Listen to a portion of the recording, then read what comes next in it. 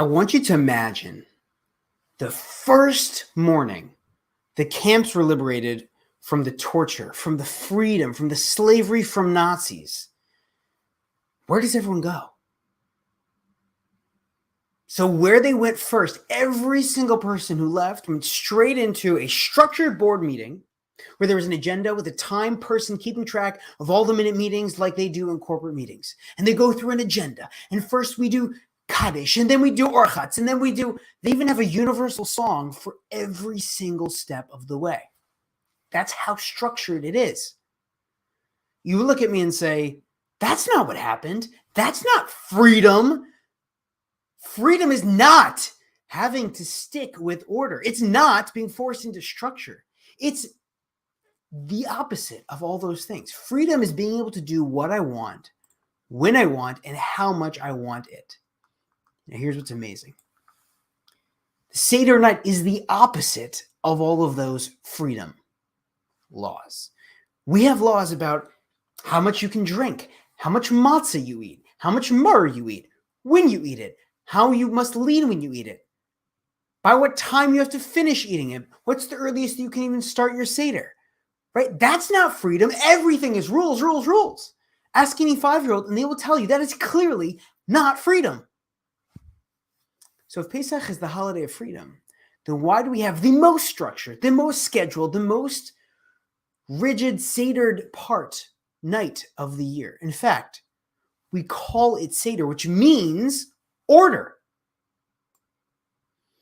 You know what's amazing to me? Before Pesach even starts, the order is already there. There's a time when you must stop eating chametz. There's a time when you must have to burn the chametz and dispose of all the chametz. The earliest time that you can start the Seder. And there's also, like I mentioned, the time at the end when you must have already completed the Seder. The time when the mitzvah of the Seder is no longer in effect, which is after sunrise. You have multiple times that don't even have to do directly with the Seder itself, but even before and after it. So short-term freedom is freedom from something. That's not my idea originally. There was an author in the late 1900s that came out with this idea. But short-term freedom is freedom from rules. It's freedom from having to do something. It's where people escape. They run to a different community, a different business, a different industry, a different opportunity. They want freedom from the running to something else. Freedom from having to do something or be somewhere by a certain time. It's freedom from structure. It's freedom from Seder. Do whatever you want. That's the most secular type of freedom. But in business, there's a big goal that we often call financial freedom, which means not having enough money, having enough money that you don't have to work, right? So you can have total freedom. But how do you get there? The answer is built into Seder night. Successful businesses have Seder. There's a workflow. There's an order and a process which leads go from cold to sold. There's an order and a process in which you bring potential business clients and customers through the marketing funnel, through the sales funnel, and even through delivering whatever it is that they bought.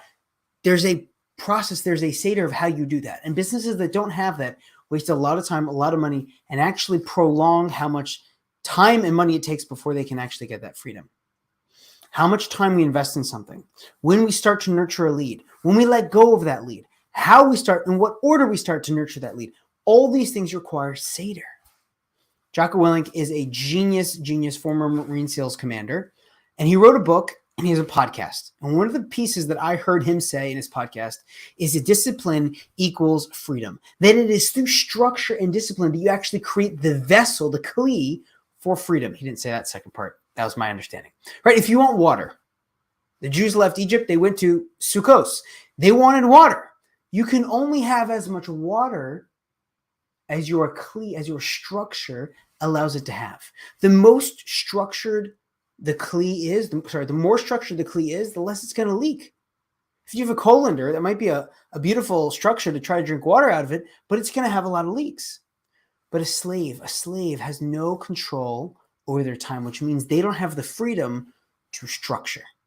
The definition of a slave is that they don't have the freedom to create their own rules. And freedom is being able to actually create that kli, create that structure so you can sit back and enjoy. That allows you to be able to sit back and enjoy. That allows you to be able to delegate.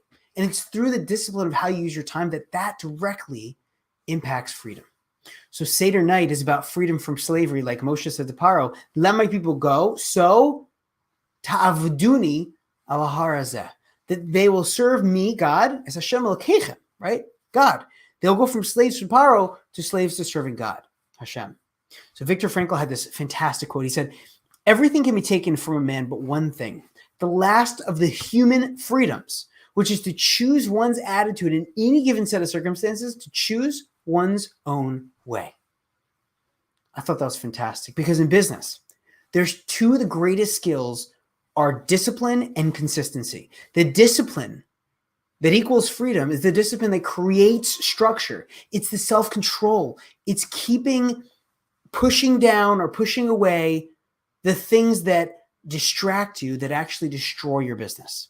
It's also being able to discipline the fears, the inner thoughts and the desires that try to pull you from what you really need to be doing to achieve that financial outcome, the freedoms that you want. But it's also the consistency. It's what we call business process, right? Meaning having order, having a step-by-step plan, even if it's 15 steps like the Seder night, even if everyone on your team needs to know it, just like everyone in your Seder sings every single step of the Seder. Everyone at your Seder must know the plan, and everyone in your business needs to know it too. Because without a plan, financial freedom, time freedom, and Pesach freedom is just